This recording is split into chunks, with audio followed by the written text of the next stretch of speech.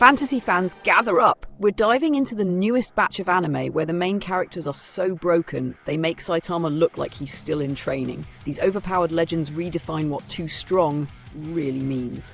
Kicking off with number 6, the all-devouring whale, Homecoming. Okay, let's talk about this absolute fever dream of an anime. The all-devouring whale Homecoming sounds like someone mixed Moby Dick, Attack on Titan and ReZero, then said, "Yeah! Let's make the whale the protagonist." And guess what? It actually works. Our main character isn't some sword-wielding hero or tragic reincarnated kid. Nope, he's literally a mythical whale that devours gods, oceans, and occasionally people who annoy him. He wakes up centuries after being sealed away, and naturally the world has gone to absolute chaos. Nations worship him, fear him, or want to harvest his power, because anime logic. What makes this show wild is how sentient the whale is. He's sarcastic, tired of humanity's nonsense, and somehow relatable. Like, if you've ever wanted to delete your inbox with one big gulp, you'll get him. The visuals? Top tier. Massive ocean battles, divine monsters, and water physics that look way too real for comfort. The storytelling's surprisingly deep, exploring guilt, legacy, and what it means to outlive everything. This isn't your typical power fantasy. It's poetic chaos with splash damage, and trust me, when the whale finally says "I'm home," you'll feel that in your soul. This is Emiverse Anime. Watch this video to the end and hit that subscribe button now. Sliding to number 5, Shinkalion. Change the world. Alright, Shinkalion Change the World, the name already screams toy commercial, but don't sleep on this one. What started as a franchise about transforming bullet trains has leveled up into a full-blown mecha fantasy crossover.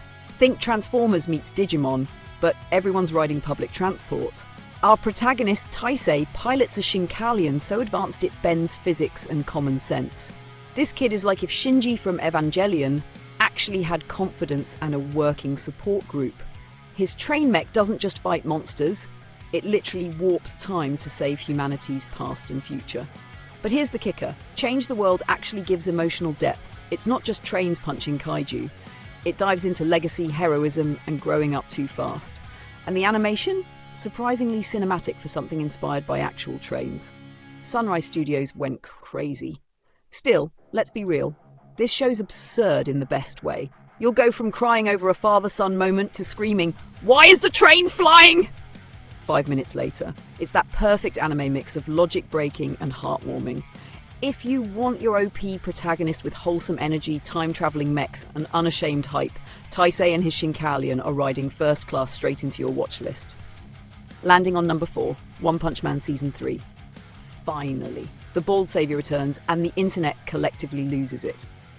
One Punch Man 3 is Saitama's long-awaited comeback. And yes, our man's still casually ending fights before the opening song finishes. This season dives into the Monster Association arc, and the scale is insane. Every hero's fighting for their life, cities are falling apart, and meanwhile Saitama's stressing over grocery sales. Peak priorities. But what makes this season special isn't just the action, it's the tone. We finally see the world realizing how terrifyingly broken Saitama really is. Garu's transformation arc hits hard too, giving us one of the best anti-heroes in modern anime. The fights? Devastatingly clean. The new animation studio took every punch, explosion, and serious face to god-tier levels. It's brutal, hilarious, and oddly philosophical, because somehow Saitama's boredom feels like a midlife crisis we all get. Also, shout out to Genos, who's still trying his best even though his body count mostly includes himself. This season proves One Punch Man isn't just parody anymore, it's a world-class shonen satire with legit heart and heat. And trust me, number 3, it'll mess with your head in the best way possible. Looking at number 3, Backstabbed in a Backwater Dungeon. Man, Backstabbed in a Backwater Dungeon is exactly what it sounds like. Betrayal, revenge, and power leveling so insane it breaks your moral compass. Our guy, Renji, starts as your average low-tier adventurer with dreams of glory. But of course, anime lore demands he gets betrayed by his childhood friend, his party, and possibly his pet slime. They leave him to die in a dungeon full of monsters. Except, plot twist, that dungeon chooses him. Renji gains absurd abilities that let him absorb enemy powers, rewrite skills, and literally backstab the system itself. The tone switches between dark and unhinged. One minute he's brooding in silence, the next he's roasting gods like, "Oh, you made me suffer? Cute, now perish." What keeps this anime fresh is how it embraces revenge but still finds humour in chaos. The dialogue is sharp, full of sarcasm and emotional gut punches. And when Renji finally walks out of that dungeon, you feel it. He's not your typical edgy anti-hero. He's emotionally complex, morally grey, and power-drunk in a strangely satisfying way. Plus, the soundtrack slaps harder than the betrayal that started it all.